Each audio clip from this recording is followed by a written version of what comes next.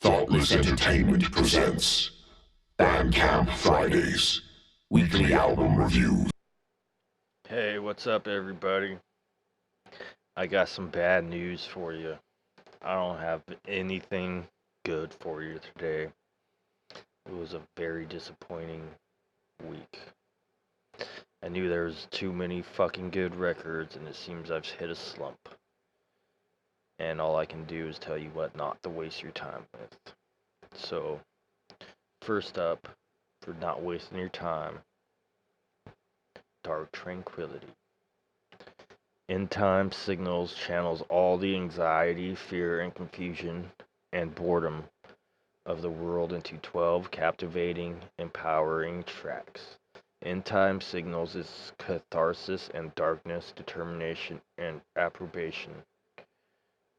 The reinvigorated lineup: Joachim Strandberg, blah blah blah blah blah, signifies a new era and is upon Dark Tranquility, featuring an eye-catching cover by Sundin and a lived-in production by Brandstrom, and engineering by Alexander Backlund. I'm not a fan of this album. It just came out in August of 2024, and they hail from Gothenburg, Sweden. I describe the feel of this album as softer and mainstream.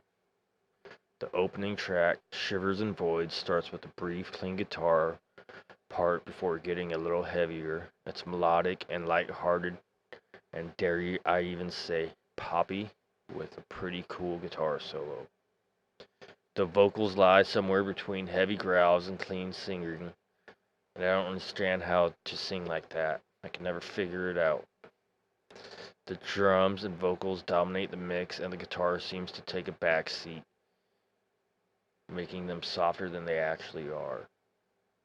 It's a very poppy, mainstream mix, and I don't care for it. The highlights: Unforgivable picks it up a bit with faster tempos and a cool main riff and a softer chorus, and cool leads over the opened up chords. I think the pre-chorus in Not Nothing sounds pretty cool. Drowned Out Voices starts out with a headbanging, galloping riff, the heaviest part of the album so far, and even the chorus doesn't lose much of its heaviness. Reminds me of Soft in Flames. It gets a 4. Every time there was a section I like, it was ruined by the one after it. I think a big part of it was the production. It just doesn't do much for me besides annoying me. Some cool guitar parts and dolls, but it's not your... The fuck was I saying? I don't know. It sucked. Don't listen to it. Trust me on this one. Unless you like Soft in Flames, then go listen to it. And then we have Killing of a Sacred Deer and their self-titled album. Came out in September of 2024 on Wax Vessel Records. I described the feel of this album as chugga chugga chugga chugga toot toot. The opening track, Scarlet Halo, is fucking heavy chaos with deathcore chugs and weird sounds. Guitars are front and center, which I needed after that Dark Tranquility record. The snare is Saint Anger, just not as well produced. The kick drum is solid and played perfectly which means it's probably programmed or at least triggered. The first two songs, both short and sweet, and chug your way through them, with deep vocals accompanied by Black Dahlia-esque screams on top.